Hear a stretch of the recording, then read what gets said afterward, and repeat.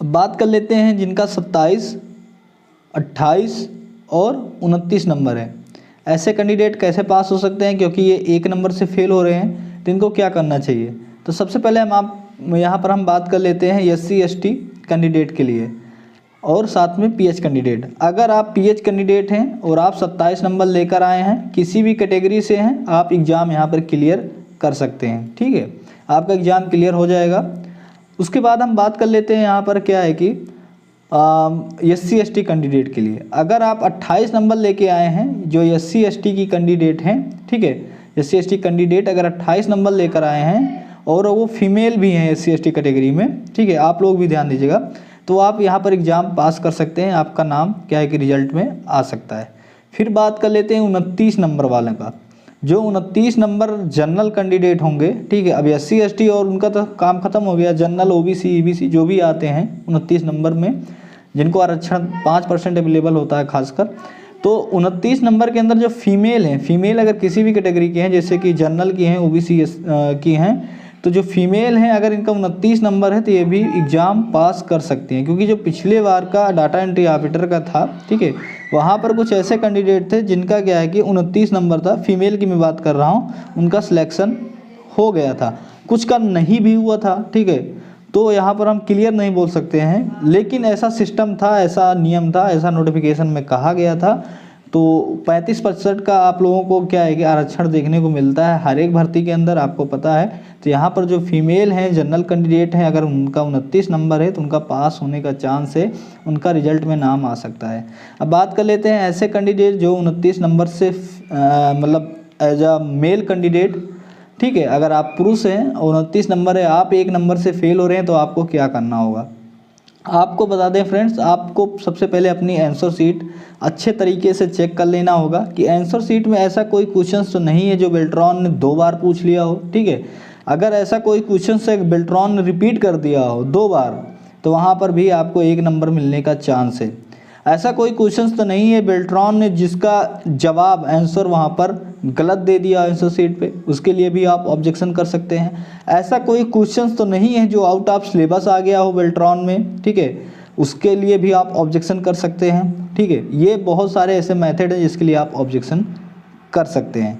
ऐसा कोई क्वेश्चन नहीं है क्या है कि जिनका प्रश्न तो उनका सही है, लेकिन ऑप्शन में वो ऑप्शन ही नहीं थे और आपने मजबूरी बस किसी ऑप्शन को ठोक दिया हो, ठीक है, यानी कि चूज कर लिया हो, और उसमें भी अगर आपसे क्या है कि बोले जाते हैं तो उसके लिए भी आप ऑब्जेक्शन कर सकते हैं।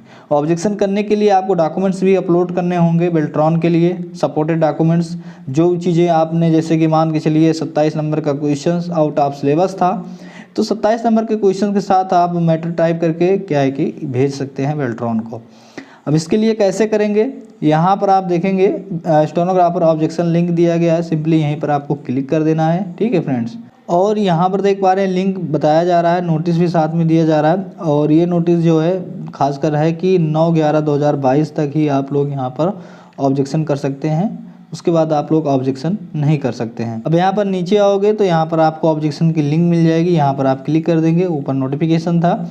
अब आपको यहाँ पर अपना रजिस्ट्रेशन नंबर और डेट ऑफ बर्थ, ठीक है, और डालकर और साथ में कैप्चा कोड डालकर लॉगिन कर लेना है। तो यहाँ पर मैं लॉगिन कर चुका हूँ, और जिन कैंडिडेट का मैंने लॉगिन किया है वो भी ऐसे कैंडिडेट हैं जिनका केवल 29 नंबर हो और वो भी 1 नंबर से फेल हो रहे हैं। उनकी कैटेगरी है EBC, ठीक है, EBC कैटेगरी के हैं वो। तो फिलहाल उनकी मैंने आंसर शीट तो चेकआउट कर ली है। ऐसा कोई क्वेश्चन नहीं है जो कि रिपीट हुआ हो, या फिर ऐसा कोई क्वेश्चन नहीं है जो बेल्ट्रॉन ने गलत पूछा हो। ठीक है, तो फिलहाल आपके अगर साथ ऐसा केस में हुआ है, कोई क्वेश्चन रिपीट हुआ है, कोई क्वेश्चन गलत है, क्योंकि हर एक की आंसर शीट देखिए शिफ्ट वाइज क्वेश्चन तो सेम है। मान के चलिए फर्स्ट शिफ्ट में आपका एग्जाम हुआ है तो क्वेश्चंस तो सभी के सेम ही है, बट क्वेश्चंस को पोजीशन बदल दी गई है, किसी का 1 नंबर पे देखने को मिलेगा, किसी का 10 नंबर पे देखने को मिलेगा, लेकिन सबके आंसर शीट सेम नहीं हो सकती, किसी के आंसर शीट में कोई भी दिक्कत हो सकता है, कोई क्वेश्चन रिपीट हो सकता है। तो आप अपना एक बार जरूर चेकआउट कर लीजिएगा, ठीक है। और इस तरह से लॉगिन कर लेंगे, यहाँ पर आपको पर्सनल डिटेल देखने को मिलेगी, ये आपकी आंसर शीट रहेगी जो कि आप यहाँ से डाउनलोड कर सकते हैं। और ये रहा आपका ऑब्जेक्शन फॉर्म, यहाँ पर आप क्लिक कर देंगे। ऑब्जेक्शन फॉर्म पर क्लिक करने के बाद प्लस के आइकन पे आप क्लिक कर देंगे। उसके बाद यहाँ पर एक निर्देश दिया गया है कि देख पा रहे हैं कि एक प्रश्न के लिए अधिकतम 3 समर्थन दस्तावेज अपलोड किए जा सकते हैं, ठीक है। और आप देख पा रहे हैं जो कि 400 KB का अधिकतम आकार का समर्थन दस्तावेज PDF या JPG प्रारूप में होना चाहिए। JPG यानी कि JPG जो फोटो होती है उसमें भी आप अपलोड कर सकते हैं। आपत्ति सबमिट करने से पहले उम्मीदवार को समर्थन दस्तावेज अपलोड करना आवश्यक है। आपको दस्तावेज देना जरूरी है, प्रूफ कि ये मिस्टेक हुआ है। टिप्पणी कॉलम में अपनी आपत्ति के कारण को स्पष्टता से लिखें। बिना किसी टिप्पणी या संदर्भ वाली आपत्तियों को ध्यान नहीं दिया जाएगा और उन्हें अस्वीकार कर दिया जाएगा। साथ में यहाँ पर आप देख पा रहे हैं कि प्रश्न ID जिसे सभी संदर्भों के लिए प्रयोग किया जाता है, यानी प्रश्न के दाएं उल्लेखित है, वो आपको जरूर देना है ID, ठीक है। और प्रश्न पत्र व्यू में विकल्प के आगे हरे रंग का सही का निशान लगाकर सही उत्तर चिन्हित करें। अगर आपको लगता है कि बेल्ट्रॉन ने गलत जवाब दिए तो आपका जो क्वेश्चन सही है उस पर आप विकल्प ग्रीन टिक लगा के आप भेज दीजिएगा। एक बार सबमिट कर दिए तो आपत्तियों के बाद में बदला नहीं जाएगा। केवल प्रश्नों और उससे संबंधित विकल्पों के लिए ही आपत्तियों की प्रस्तुति किया जाएगा, ठीक है। तो प्रश्न से संबंधित ही केवल यहाँ पर प्रस्तुति किया जाएगा। और उसके बाद यहाँ पर देख पा रहे हैं दिया गया है आपत्ति केवल अंग्रेजी भाषा में ही दर्ज की जानी चाहिए। अस्पष्ट आपत्ति का मूल्यांकन नहीं किया जाएगा, तो स्पष्ट होना चाहिए। साथ में अगर अपनी आपत्तियों को बताने के लिए आपत्तियों के टैब के प्लस बटन पर क्लिक करें, ठीक है। और उसके बाद यहाँ पर देख पा रहे हैं अपने प्रश्न पत्र को देखने के लिए प्रश्न पत्र टैब पर जाएं।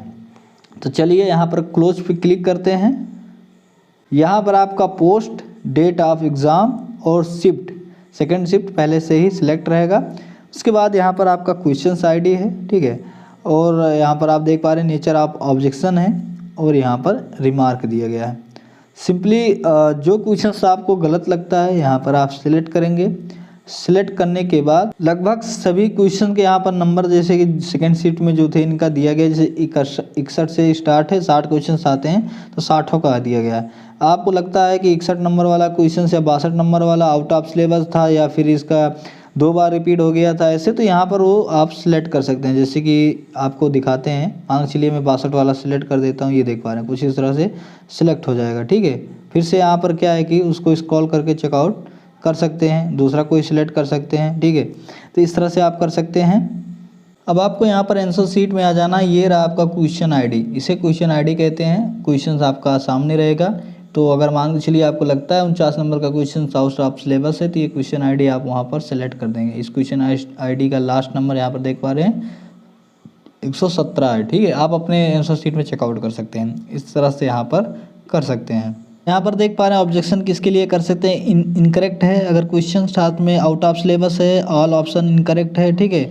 उसके बाद मल्टीपल करेक्ट आंसर है, या फिर यहाँ पर आप देखोगे क्या है कि इनकरेक्ट आंसर की है या फिर ट्रांसलेशन एरर है, ठीक है। तो इस तरह से आप कर सकते हैं। और रिमार्क, इंटर अपना रिमार्क अपलोड कर सकते हैं। अब अपलोड हेयर टू अपलोड पर आप क्लिक कर देंगे डॉक्यूमेंट सपोर्टेड अपलोड करने के लिए, और drag to drop field here पर क्लिक कर देंगे, या देख पा रहे हैं ऐसे सिंपली, और आप चले जाएंगे अपने फाइल के अंदर और यहाँ से आप अपलोड कर सकते हैं डॉक्यूमेंट को। ये आप देख पा रहे हैं कुछ इस तरह से वो अपलोड हो जाएगा। तो इस तरह से आप लोग ऑब्जेक्शन कर सकते हैं। सबमिट बटन पर लास्ट में आपको कर देना है क्लिक। सबमिट बटन पर क्लिक करते ही आपको कुछ इस तरह से देखने को मिल जाएगा, ठीक है। अटैचमेंट बोल रहा है यहाँ पर, तो हमने एक डॉक्यूमेंट यहाँ पर अटैचमेंट में लगा दिया जो कि यहाँ पर दिख रहा है। अगर अदर और लगाना है तो क्लिक हेयर पर क्लिक करना है, डॉक्यूमेंट को यहाँ पर शो कर सकते हैं, ठीक है। तो आई होप आपको जानकारी अच्छी लगी हो। वीडियो को लाइक करें, दोस्तों के साथ ज़्यादा से ज़्यादा शेयर करें, चैनल को आप जरूर सब्सक्राइब कर लें। कोई भी अपडेट निकल के आता है बेल्ट्रॉन के माध्यम से हम आपको जरूर सूचित करेंगे। फिर मिलेंगे नेक्स्ट वीडियो में, तब तक के लिए बाय, टेक केयर।